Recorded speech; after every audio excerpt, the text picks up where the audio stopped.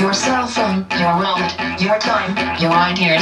No barcode, no party, no ID, no beers. Your bank card, your license, your thoughts, your fears. No SIM card, no disco, no photo, not here. Your blood, your sweat, your passions, your regrets, your profits, your time off, your fashions, your sex, your pills, your grass, your tits, your ass, your laughs, your balls. We want your soul, your house, your home, your life, your cash, your house, your home. We want your soul, your house, your home, your life, your cash, your house, your home. We want your soul, your habits, your fads, your fears. Give us your address, your shoe size, your years, your digits, your plans, your number, your eyes, your schedule, your desktop, your details, your life. Show us your children, your photos, your home. Here, take. Welcome to Radio Bravery Live. I'm your host, Justin Belshaw, and this is not a special report about Islam. No way. This is Taqiya. This is not a special report about Islam. This is not a special report about Islam. And Islam does not want your soul. Welcome to Radio Bravery Live. I'm Justin Belshaw, your host. The website is youtube.com/radiobravery. That is my channel. We are currently live, and this is not a special report about Islam. Let's start with the Taqiya. Taqiya. Literally, prudence, fear, Arabic, yes. I don't know if everyone know, I do have an Arabic tattoo. It says free man, because I am not run by some douchebag like Muhammad. I am free to make my own decisions, my own judgment, and my own determination of right and wrong, because I'm smart enough to do that. I don't need a leader. But the Taqiya is something in Islam where you are allowed to lie, where you are allowed to deceive, where you're allowed to cover up or stay silent by omission. Basically, it is the ability to say that you are not a radical Islamic terrorist when you are. So the denial of religious belief and practice in the face of persecution, or another term for this concept, is the action of covering up or dissimulation. It has a more specific meaning of dissimulation or silence or omission. By silence or omission. This practice is emphasized in Shia Islam, where adherents are permitted to conceal their religion when under threat of persecution or compulsion. However, it's permitted in Sunni Islam under certain circumstances, but they don't even say persecution or compulsion in Sunni. Oh, no, they don't. Because they will lie to you in any circumstance. Any circumstance when it comes to concealing their true goal of Islam. Taqiya was initially practiced under duress by some of Muhammad's companions. Later it became particularly important for Shias due to their experiences persecuted as a religious minority by Sunnis. So the Shias were using this Taqiya to keep to themselves that they don't support Sharia law, for one example, and the Sunnis, I don't know if you know, are against anybody who doesn't support Sharia law. Anybody, even Shias, even non-violent Muslims who live in the US, who I totally, support your right to do whatever the fuck you want, but you are not a Muslim in the sense that you do not support Sharia law, you do not support all of the real Muslim ideology, which is a political ideology, really has nothing to do with religion. It's a political stance in killing, murdering, or imprisoning anyone who does not go with what you agree with or is not on your side of the fence. And that's how Sunni Muslims pretty much are. And If you look up the Pew Research Center's study, 2015 says Islam has 1.8 billion adherents, making up 24% of the world's population. Guess which side's bigger, Sunni or Shia? Sunni, it makes up 80 to 90% of Muslims. 80 to 90% of Muslims. That's roughly 1.5 billion people. Shia, which is the lighter side of Islam, which I really have much less problem with than Sunni, makes up 10 to 20% roughly. That's 170 to 340 million people against 1.5 billion. 80 to 90% of Muslims are Sunni. Okay, so Sunni Muslims follow what is called Sharia law. Well, all Muslims are basically follow Sharia law or want to, and at least that's what Islam is all about. That is the law of the land. It is the series of Islam, belief, Sharia, Islamic law. That is what it's called. Islamic law. The religious law of Islam. That is what Sharia law is. Islamic law. Sharia law. The religious law of Islam. Okay, whatever you want to call it, that's what it is. It is marketable to every brand of Islam. It is derived from the religious precepts of Islam, particularly the Quran and the Hadith. In Arabic, the term Sharia refers to God's immutable divine law and is contrasted with fiqh, which refers to its human scholarly interpretations. The manner of its application is, in modern times, has been a subject of dispute between Muslim traditionalists and reformists. Traditional theory of Islamic jurisprudence recognizes four sources of Sharia: the Quran, Qiyas, analogical reasoning, Ijma, juridical consensus, and different legal schools, of which the most prominent are Hanifi, Maliki, Shafi'i, Hanbali, and Jafari, developed methodologies for deriving Sharia rulings from scriptural sources using a process known as Ittihad. But if you ask numerous imams in the religion, the majority of imams will tell you that if you're a homosexuality, you should be punished by death. If you are a woman driving or going out with your hood not over your head, you should be punished by death or sticking an iron rod up your vagina. These are certain things that they go, let's see, criticism, human rights, parallels,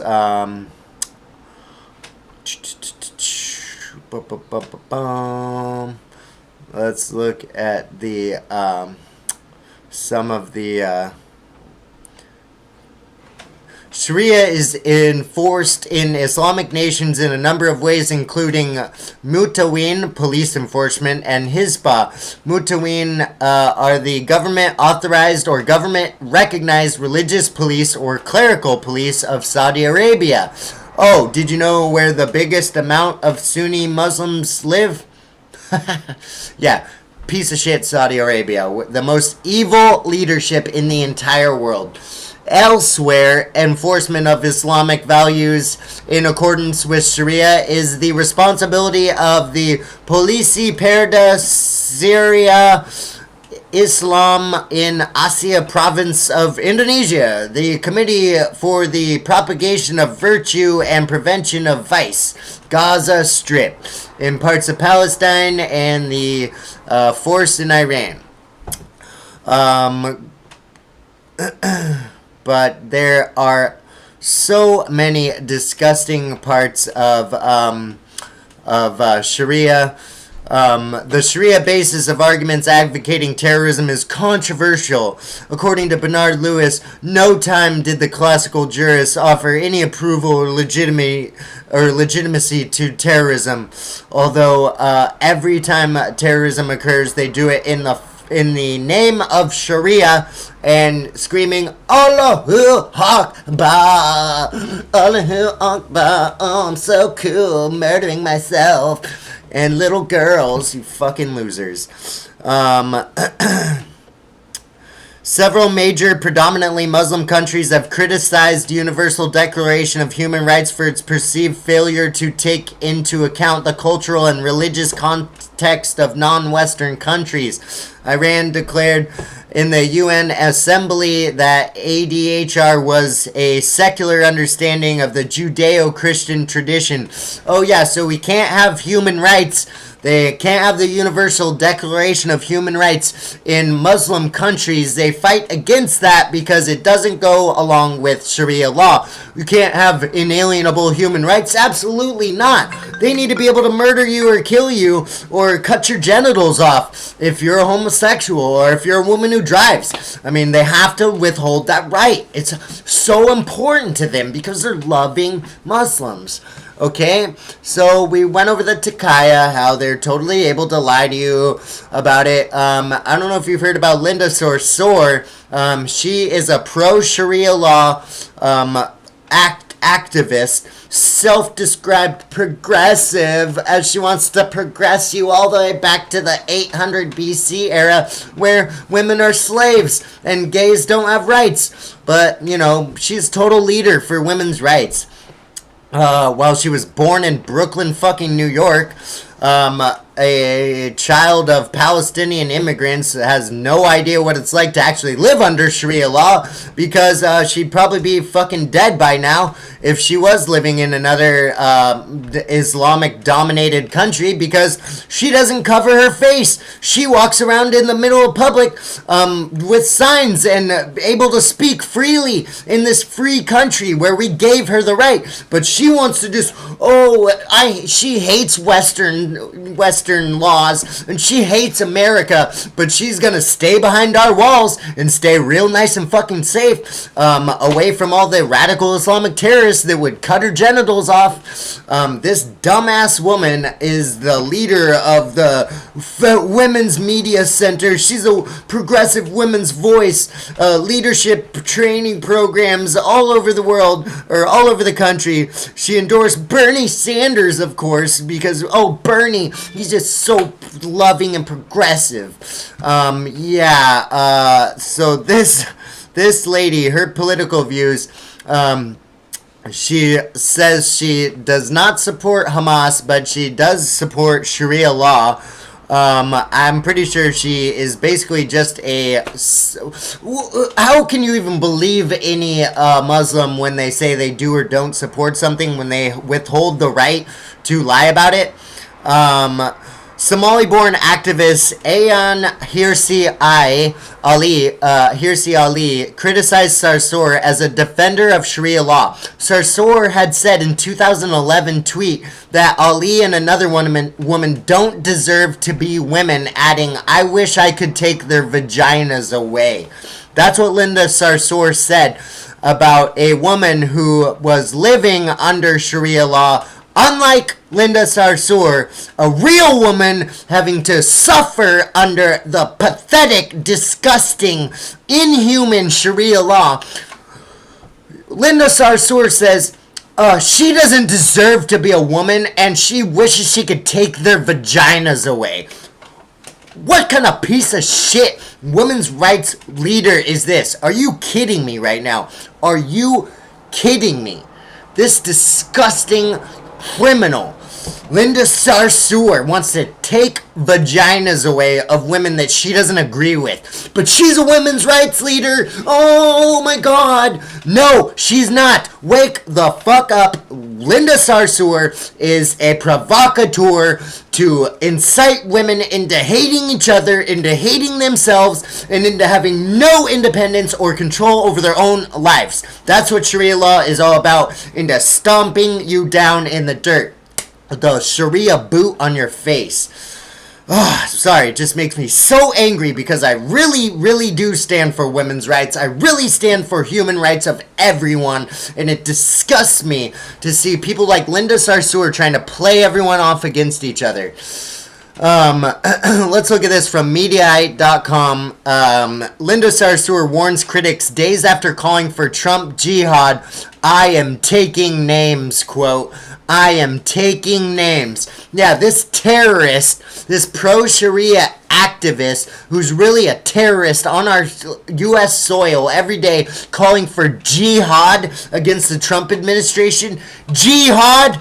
Jihad? Are you fucking kidding me? That is absolutely ridiculous. And I'm just going to look right now just to give you a little background. Let's Wikipedia the word jihad. Jihad is an Arabic word which literally means striving or struggling, especially with a praiseworthy aim.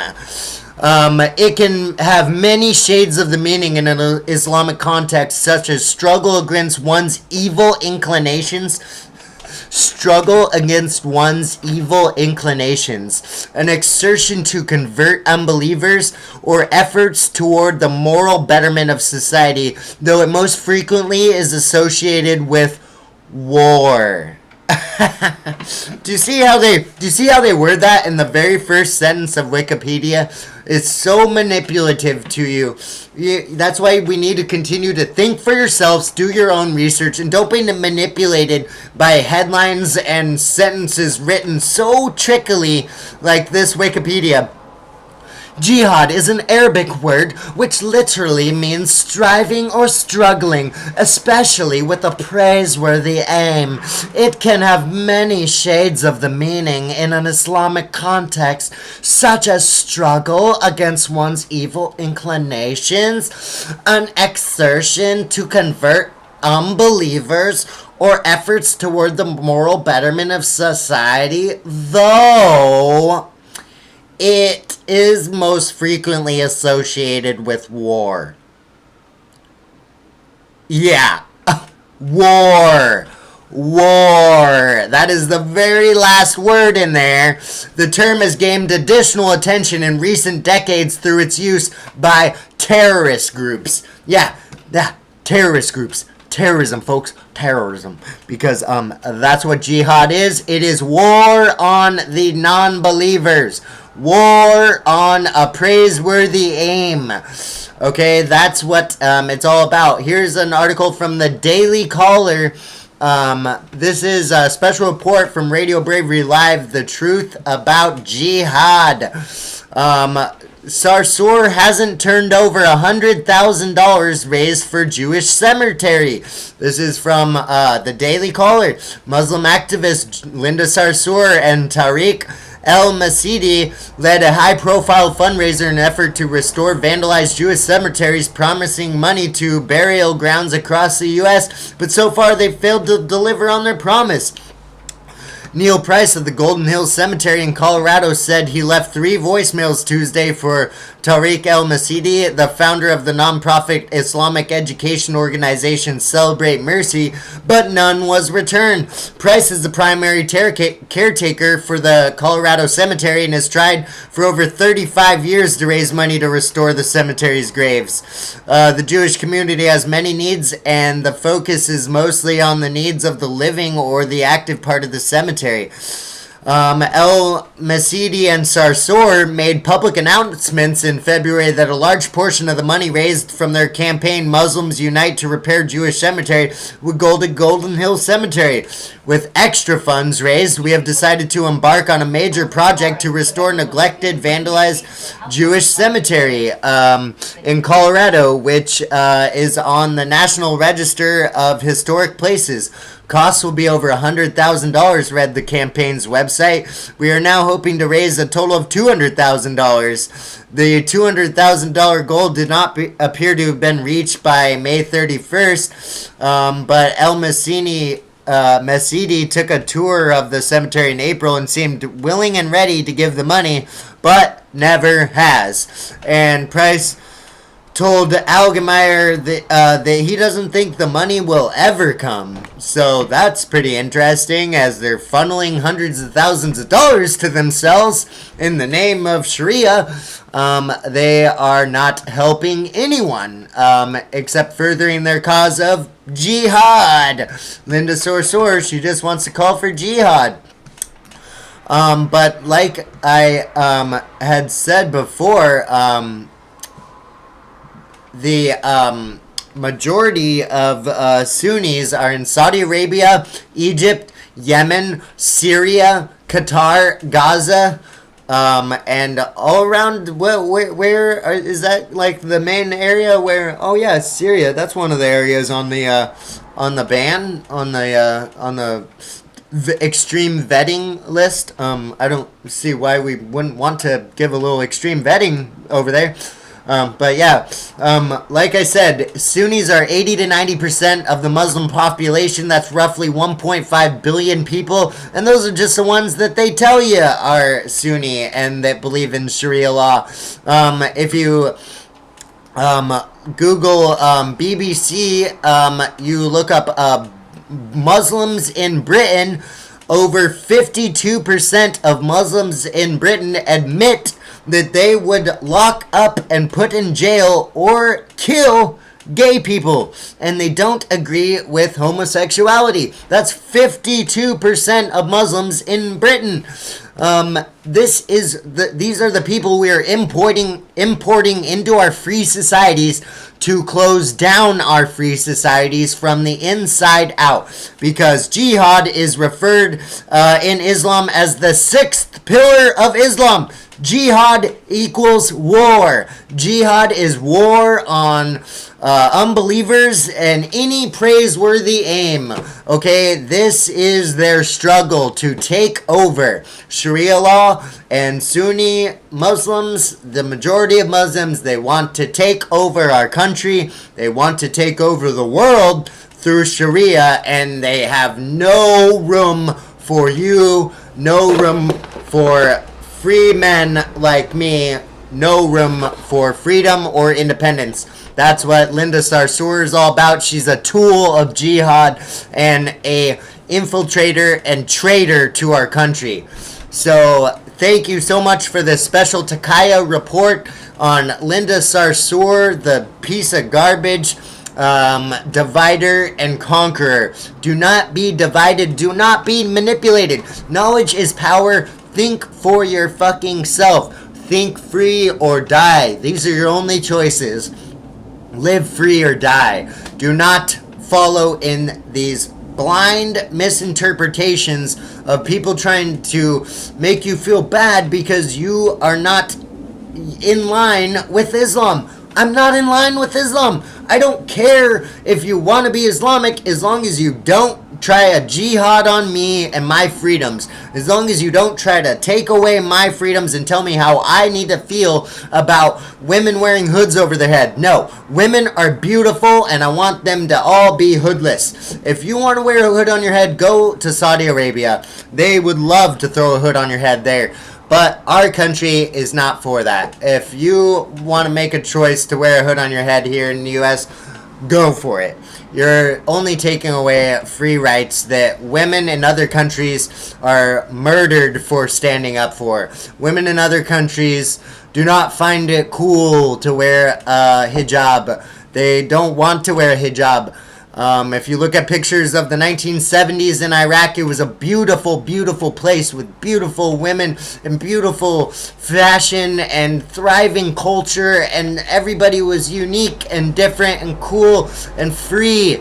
And now you look today and it's a bunch of brown bag wearing the same uniform. It's a uniform. It is just these countries have been taken over by jihad, and that's the whole goal. That is what jihad is. That is what Islam is all about, and that's what's happening all over the world today. So do your own research. Trust your gut. Don't trust me.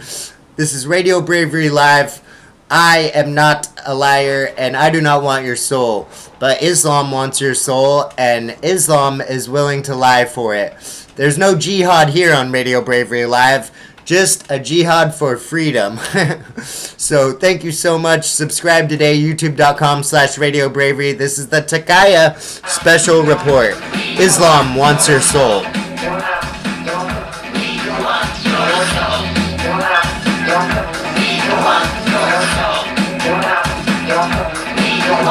Your thoughts, your emotions, your love, your dreams, your checkbook, your essence, your sweat, your screams, your security, your sobriety, your innocence, your society, yourself, your place, your distance, your space. Go back to bed, America. Your government is in control again. Here, watch this. Shut up. Thank you so much. This is Radio Bravery Live. We tell you.